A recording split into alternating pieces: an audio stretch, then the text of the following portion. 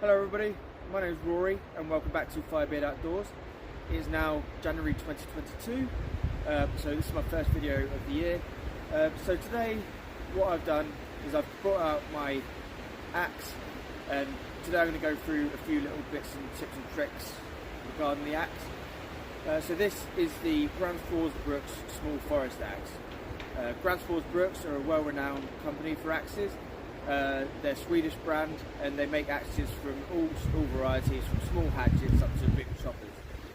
But this small forest axe I've had for a long time now, many years, and it's been with me on many adventures. It's such a good axe. It's a nice lightweight axe. It fits nicely in your pack. I have a belt loop as well that it slides nicely into for easy carrying, like so. But yeah, what I'm going to show you is how to get a fire started using just this axe. I'm going to show you some techniques about chopping, collecting of the main firewood, splitting logs into thinner pieces, feather sticks. You can do that using this. You can use this, makes a good carving tool. And I'm also going to show you how to start the fire itself with this against a ferro rod. So I'll show you how that's done. Yeah, I've always found the axe to be such an amazing tool. It's so versatile in its use. It's not just as simple as a big chopper. It's got such a variety of uses, and I'll show you some of them. Okay, so here is my fire pit that I had last night. It's all gone out now, and what I'm just going to do is go through the whole process of starting a fire using only this. And a fire steel, nothing else.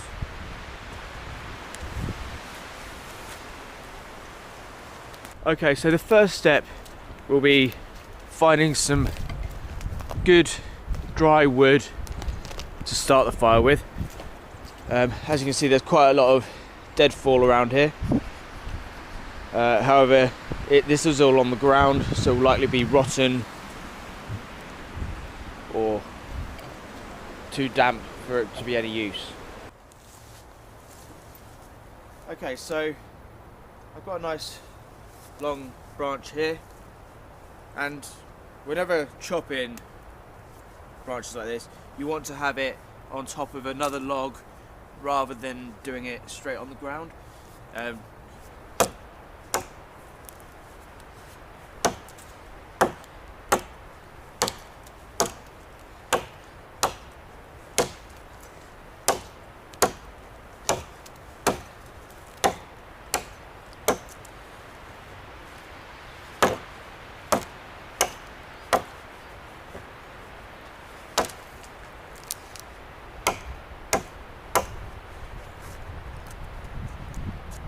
And then when I get most of the way through, I turn it over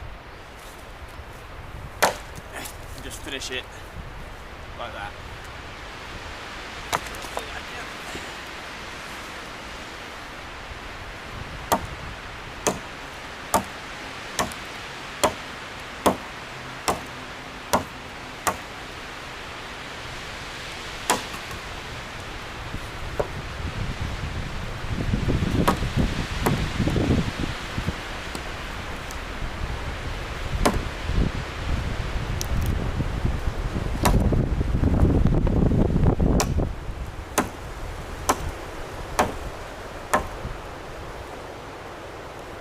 When you get most of the way through, you can also just stamp to break it apart. And obviously the thinner it gets, the easier it gets.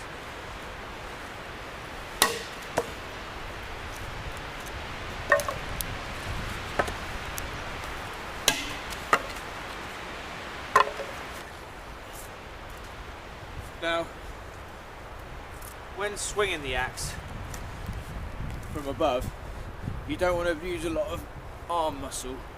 You don't want to lose a lot of strength and waste a lot of energy trying to do too much with the axe.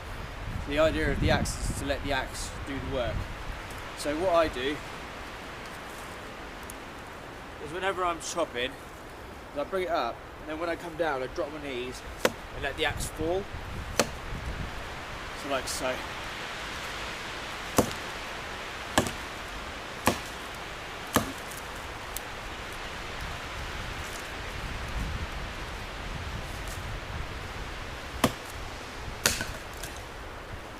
So that took very little energy because the axe was doing the work.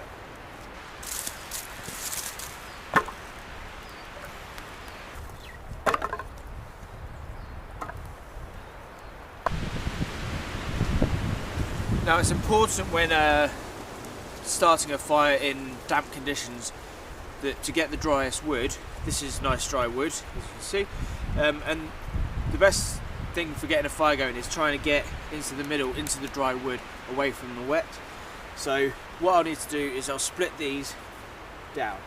So with the axe, just against another one like that, you want to have it like so. Place the axe against the top of the branch you want to split.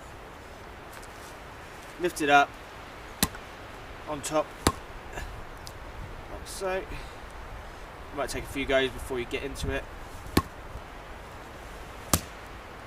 Oh, there you go. You heard a crack there.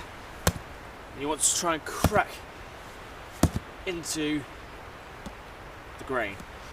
So once a piece is split like this, you can see the grain all running that way. So if I wanted to split this further,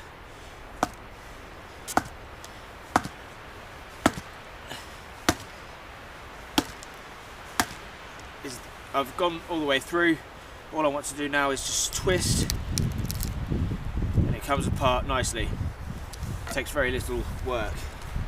So again, holding it there.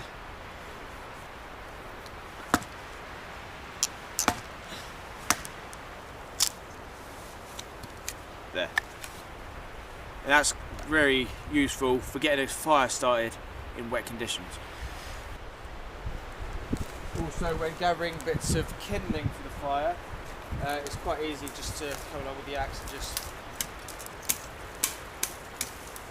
take bits off like so. These are all dead, there's no signs there.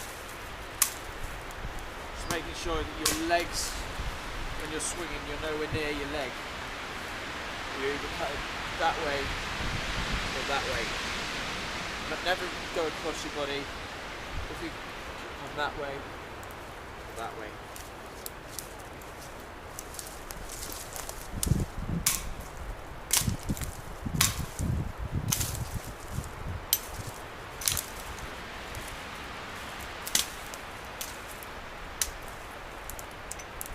You see, that doesn't take a lot of work, it's just a lot of nice light movements.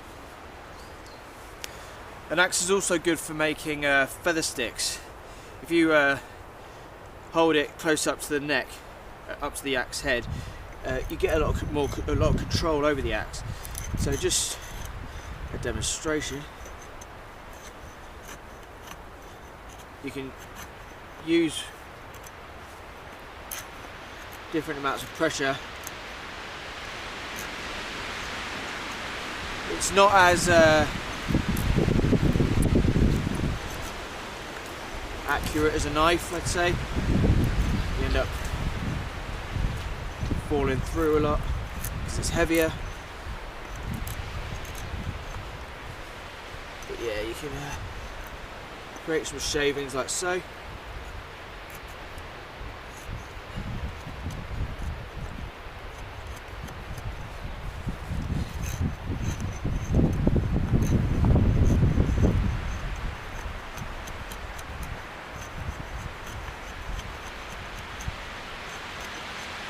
This what makes an axe also good for as a carving tool.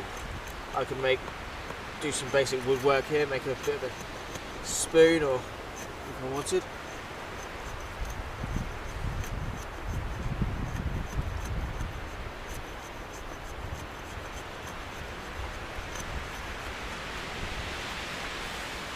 As you can see, it's created some nice fine little chippings there. Right, so here's where I'll be having my fire, and I'll show you just how I set it up. I usually get 3 or 4 sort of bigger pieces on the bottom, so I start by laying them on the ground like so. I then get 3 more across like that. This creates a layer off the ground. If the ground is wet, then moisture and coldness will stop the embers from taking, but starting it like that, you've got a good chance of it not going out. I've got a few more pieces that I'm going to stick, smaller pieces. They're going to go, this is called a Jenga fire. This is my sort of preferred method of starting one, because it tends to have a good amount of success. Okay, so what I have here is some birch bark, and I'm going to show you how to use the fire steel along with the axe to get the fire started. So first I'm going to take my axe, I'm going to just scrape all the shavings off. I'm going to create a nice little pile on top of the piece of bark. Chop my finger off.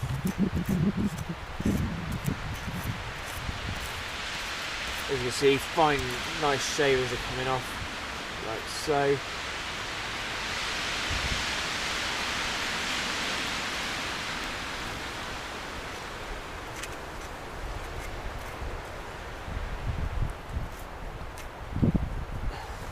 So that's that all there. We've got to try and blowing it all away. Then with the ferrous, basically what you do is hold your axe like so, and then you want to draw the fire steel across the axe blade.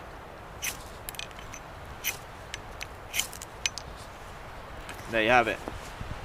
Get another piece of birch.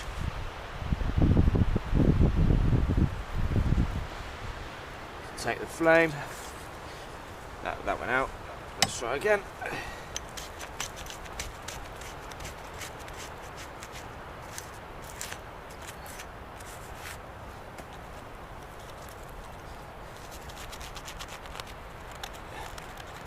So you can just scrape it off with your nails.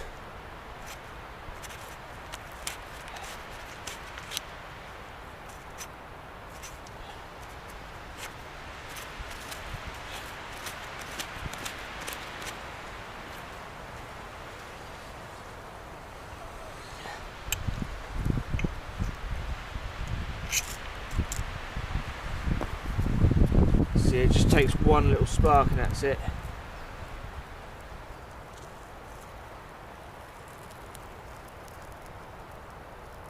Now the birch is catching. Just manipulate it so that it continues to burn. So get that in here.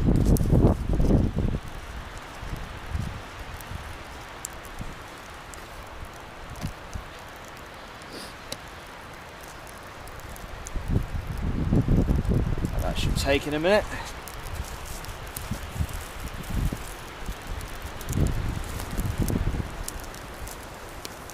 And now I've just got a load of thin sticks on there like that.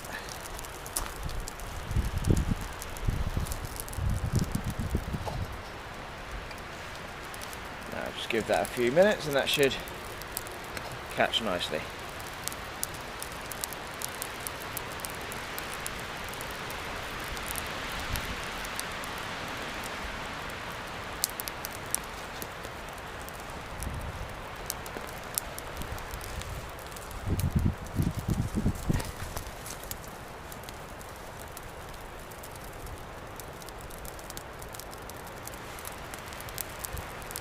As you can see, I didn't really have to rush at all there.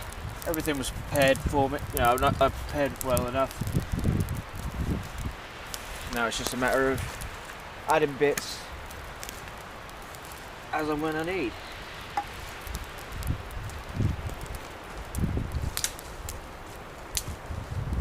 Just getting increasingly thicker as you go along.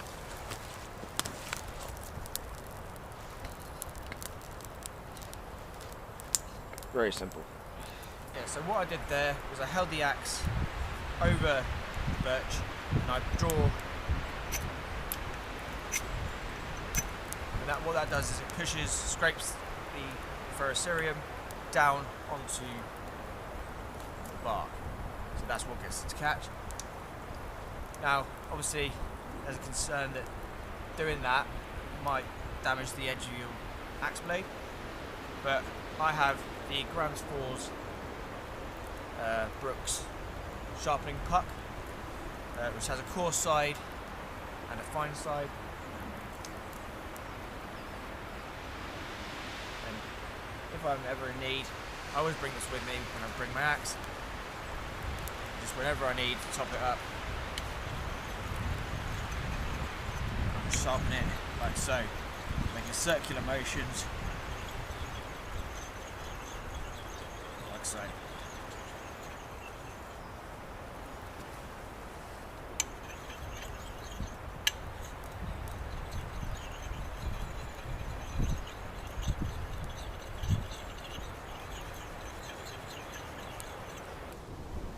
Okay, so because the situation of the woods wasn't ideal, I've come home and now I'm going to demonstrate how to chop larger pieces of wood. So I'm doing this on a chopping block, and a piece like this is dry, so it should go straight through. What you want to be doing is coming down, and when you reach sort of this level, drop your knees so that this sinks in nicely. Again, letting gravity do the work and making the weight of the axe go through the wood, like so.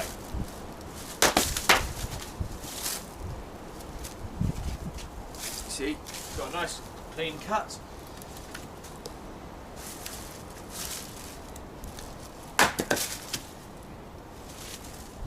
If, for example, your axe has got stuck into the top of the piece of wood and it's not gone completely through, the best option is to turn it upside down, holding this, the log on top, and to bring it down like that. Might take a couple of goes.